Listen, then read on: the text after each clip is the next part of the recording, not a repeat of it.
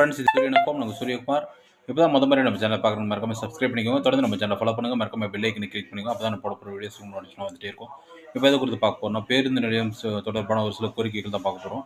பேருந்து நிலையத்தில் பார்த்தீங்கன்னா, டைம் ஆஃபீஸ் வந்துட்டு 24/7 செயல்படுற மாதிரி வந்து தமிழக அரசு முடிவு எடுக்கணும். ஏன்னா வந்து பேருந்து நிலையத்தில் பயணிகளுக்கு வந்து பேருந்து பற்றி அறிவுரைகள் தேவைப்படும் போது, அப்புறம் வந்துட்டு பேருந்துகள் டைமிங்ஸ் எல்லாம் கேட்டு தெரிஞ்சுக்கிறதுக்கு படிக்காத பாமர மக்களுக்கு உதவுறதுக்கு வந்து டைம் ஆஃபீஸ் 24/7 செயல்படுத்த உறுதி செய்யணும். அதே போல் வந்து பெண்கள் வந்து குழந்தைகளுக்கு பாலூட்டும் அறை இருக்கும். அந்த குழந்தைகளுக்கு பாலூட்டும் அறை வந்து 24/7 செயல்படுறதை வந்து உறுதி செய்யணும்.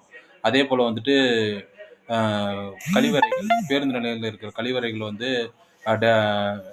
ஆர்பிக்கு அப்படி இல்லாட்டி வந்து ஆசிட் ஊற்றி க்ளீன் பண்ணுறதை வந்து நகராட்சி நிர்வாகம், மாவட்ட நிர்வாகம் வந்து உறுதி செய்யணும்னு சொல்லிட்டு தமிழக அரசுக்கு இந்த மூணு கோரிக்கையை வந்து நம்ம கன்சிடராக கேட்குறோம், மென்ஷன் பண்ணி கேட்குறோம். இந்த மூணுமே வந்து எந்த இஷ்யூஸும் இல்லாமல் இருந்தால் பொதுமக்களுக்கு எந்த பிரச்சனையும் இல்லாமல் இருக்கும்.